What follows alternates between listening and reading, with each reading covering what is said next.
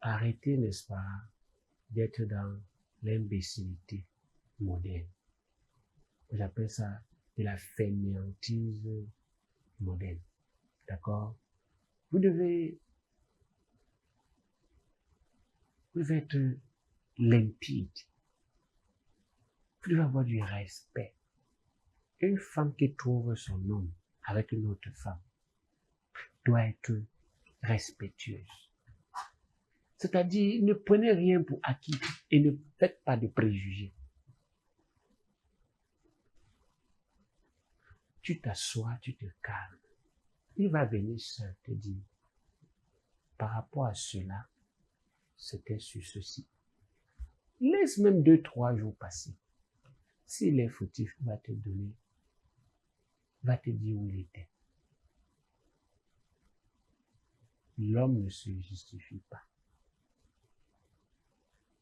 Ce n'est pas de l'orgueil. Arrêtez de penser que c'est de l'orgueil. C'est comme ça que ça fonctionne.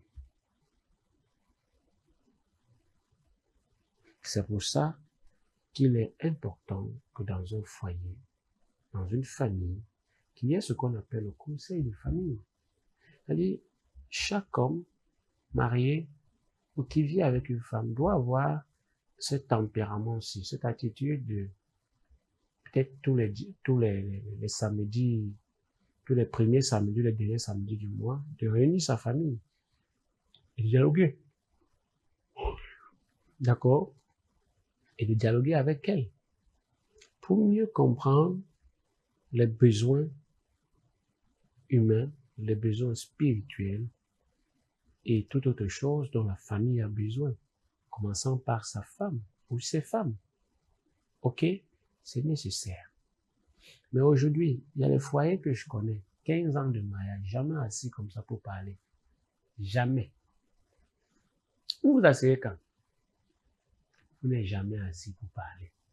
15 ans de mariage, vous êtes toujours là comme ça. Jamais assis pour parler. Et vous voulez que ça fonctionne comment? Vous voulez avoir les bénédictions de vos ancêtres comment? Soyez investis. Soyez sages en fait. Ok? C'est en ceci qu'il faut faire les choses.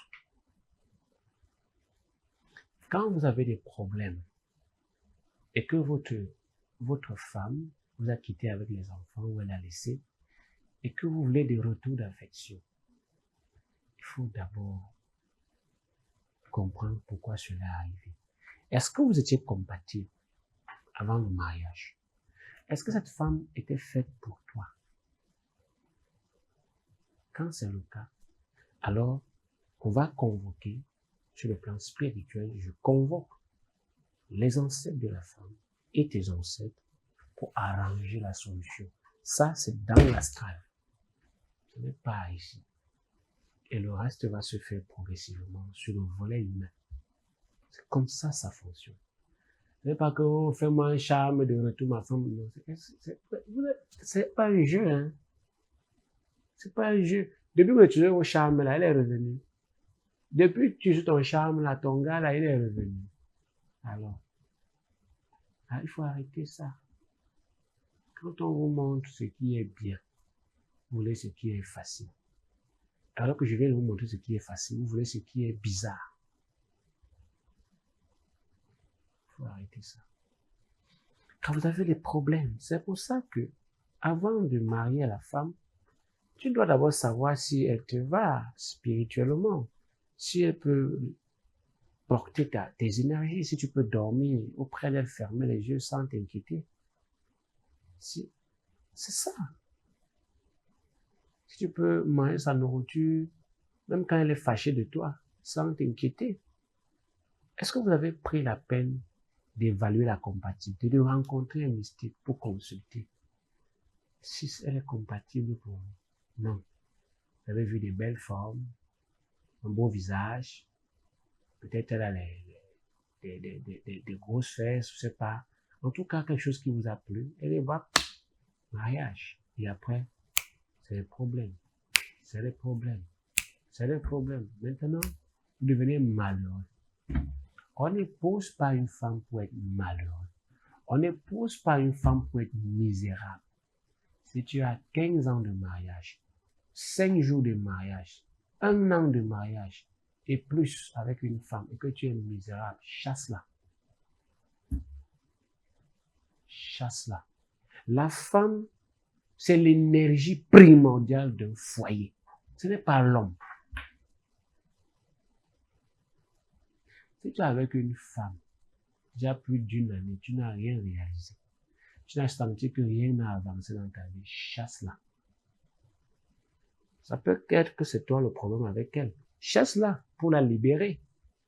Pour qu'elle aille trouver celui avec qui elle va correspondre. Tu peux que c'est toi l'homme le problème. Chasse-la. Parce que c'est pas l'homme qui part, c'est la femme qui quitte. Chasse-la. On n'épouse pas une femme pour être, comme vous le dites, pauvre. Ce n'est pas possible. Tu as une femme, tu vois que tu es toujours pauvre. Rien ne change ta vie, mon frère. Quitte-la. Quitte-la. Quitte-la. C'est comme ça. Quitte-la. Il faut la quitter. Elle n'est pas pour toi. Vous êtes là avec la femme. 1 an, vous ne voyez aucune évolution.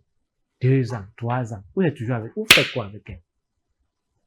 C'est un terrain, c'est une équipe de football que tu es en train de préparer pour monter qui était en 2e division, que tu veux ça monte en 1re division. Comme l'année, ça n'a pas pour ça pour l'année prochaine.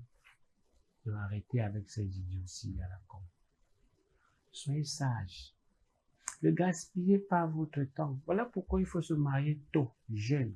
Pour comprendre, pour appréhender, pour mieux vivre. En existant de manière particulière, de manière significative, surtout de manière exceptionnelle. Chers amis, ce que je vous dis là, c'est pas pour vous offenser. Si vous êtes avec une femme depuis 15 ans, 20 ans, rien n'a marché, je suis désolé pour toi, hein. C'est pareil, non? Ne regardez pas que oh, elle m'a épaulé, oh, je l'ai. C'est pas comme ça que la vie fonctionne. Tout est spirituel. Et puis, il faut faire attention. Vous les femmes enceintes là. Il n'y a rien de plus très compliqué que la grossesse de la femme. Le mariage n'est pas compliqué comme la grossesse d'une femme. Le mariage est souple, très souple même. Quand une femme est enceinte, elle doit faire très attention à ce qui sort de sa bouche, à ce qui entre dans son ventre et à où elle met les pieds. Sans oublier à ce qu'elle pense, ce qu'elle projette de faire. C'est très sensible. La destinée de l'enfant doit être bien préparée. Il faut savoir qui arrive. Il faut savoir qui vient. Comment il veut que ça soit. Comment ça doit se passer. Quelle orientation apporter pour qu'il se retrouve. C'est pour ça souvent vous allez voir certains maîtres vous demandent de ne pas mettre les enfants devant le miroir parce que quand vous le faites, ça leur permet de se souvenir qui ils étaient et qui ils sont. Du moment l'enfant, il a 5 ans, 6 ans, elle a 8 ans, 9 ans, ou elle a changé avec vous dans la maison. Elle vous parle comme si c'était un vieillard ou un vieillard. Et vous avez l'impression qu'elle vous manque du respect. Non. Vous n'avez pas su orienter. Vous n'avez pas su faire les choses à temps.